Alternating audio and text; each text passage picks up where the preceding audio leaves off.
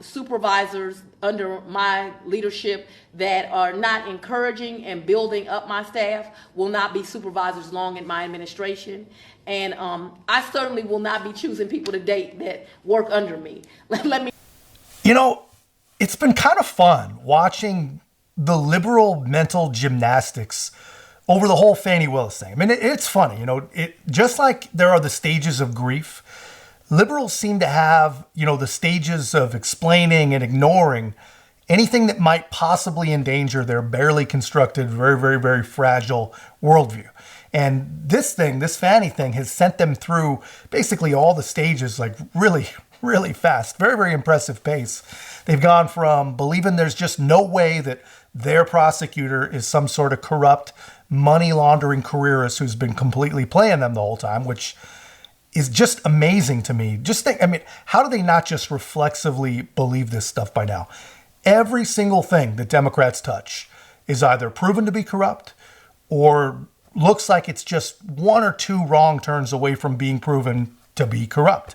And it's like, how the hell are they still acting surprised by this stuff? But anyway, they didn't believe it. For whatever reason, they've all concocted in their own minds. They don't believe it. Then they said, okay, well, maybe it is true, but there's just no way that there's evidence of this. And they thought this even after a judge saw enough in the motion to warrant a real, clear, on-the-record, in-court look at it. That didn't send up any red flags for these people. And now, the party of Believe All Women has convinced themselves that Fanny's alleged boyfriend's wife is just some right-wing, black-white supremacist, or whatever she is, who's just trying to save Donald Trump. Again, just grasping at straws, just trying to keep their minds together, really believing that no evidence could possibly exist. And I have a feeling there is no way that the average liberal has ever heard of Occam's razor. They cannot possibly grasp that concept. There's just no way. And it's got to be tough, man. It has got to be tough to be a real liberal. If you are a real dedicated liberal out there, man, I commend you. That is a tough, tough job. I don't know how you've done it. I really, really do feel lucky that I was born able to think for myself and born into a family that actually taught you how to think. But anyway, so here's what we know. We now know that this is not some wacky conspiracy. This is not some Hail Mary defense by evil Trump lawyers or whatever. This is not some right-wing funded attack. It is just what it looks like. It looks like it is the truth. And Fanny, most likely, man, Fanny, regardless of what does or doesn't happen with Donald Trump or does or doesn't happen with this case, she will not recover from this. This is not going to be the career builder that she hoped for. So what we do know so far, that the mushy brain victims of propaganda everywhere are doing their absolute best and most impressive mental gymnastics to hide from themselves. Not even hiding from us, they're hiding from themselves. We know that Nathan Wade, since he filed for his divorce, has traveled to San Francisco, Napa Valley, Miami, been on a couple different cruises with Norwegian and Royal, been to Panama, Belize, Australia.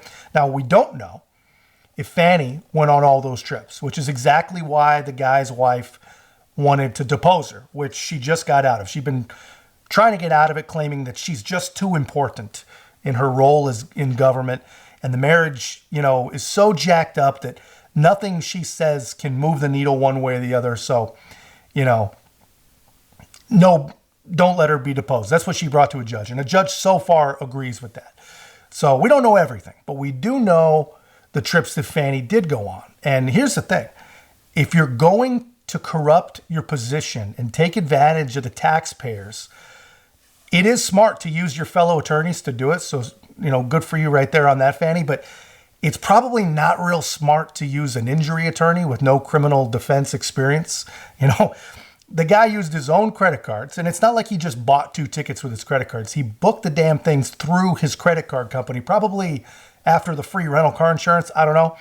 But he actually gave them her name, his boss's name. This guy, apparently the highest paid prosecutor in Georgia history is just not that sharp. He was not cut out to rob the taxpayers, which, is to his credit. He probably shouldn't have tried to rob the taxpayers. But here, I'm going to put up on the screen, here's a copy of a statement that shows a San Francisco trip with both of their names. And he used a business account. I would bet you that he expensed this as well. He did the same and shows the name for Royal Caribbean Cruise.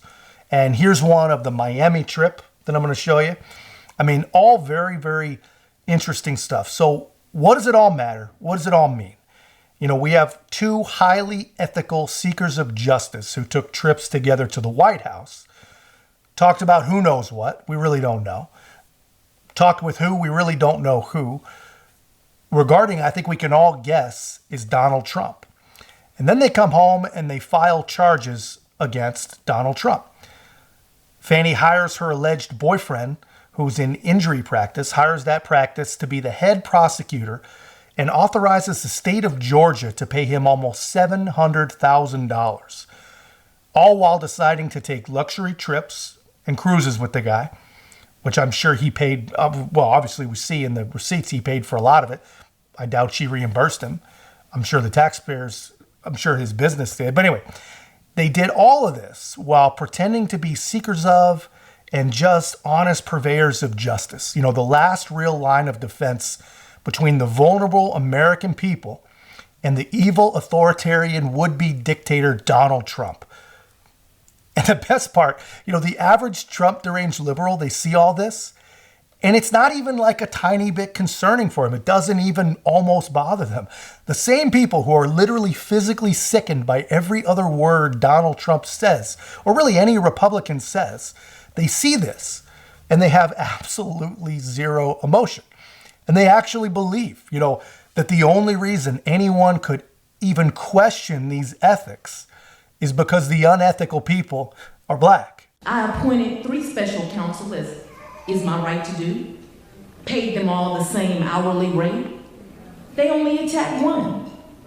And I hired one black man, another superstar, a great friend, and a great lawyer. First thing they say, oh, she gonna play the race card now. But no, God, isn't it them who's playing the race card when they only question one? Isn't it them playing the race card when they constantly... Yeah, man.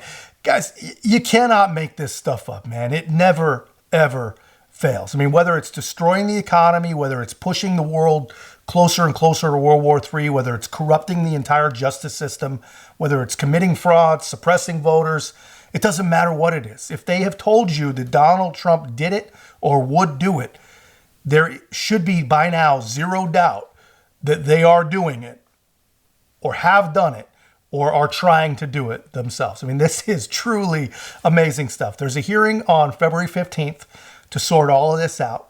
And it's all so messy and it's all so insane. You know, who the hell knows what's really going to happen? We don't know what will happen. We all have an idea what we think should happen. But if it's all true and everything is squared away and everything happens as it should, if justice prevails, the liberals' favorite catchphrase, Fanny Willis is going to have a real massive issue on her hands. And if the entire office really is embroiled in corruption and scandal, my guess is that the entire thing gets shut down. They have to. You know, there will still be the indictment hanging out there.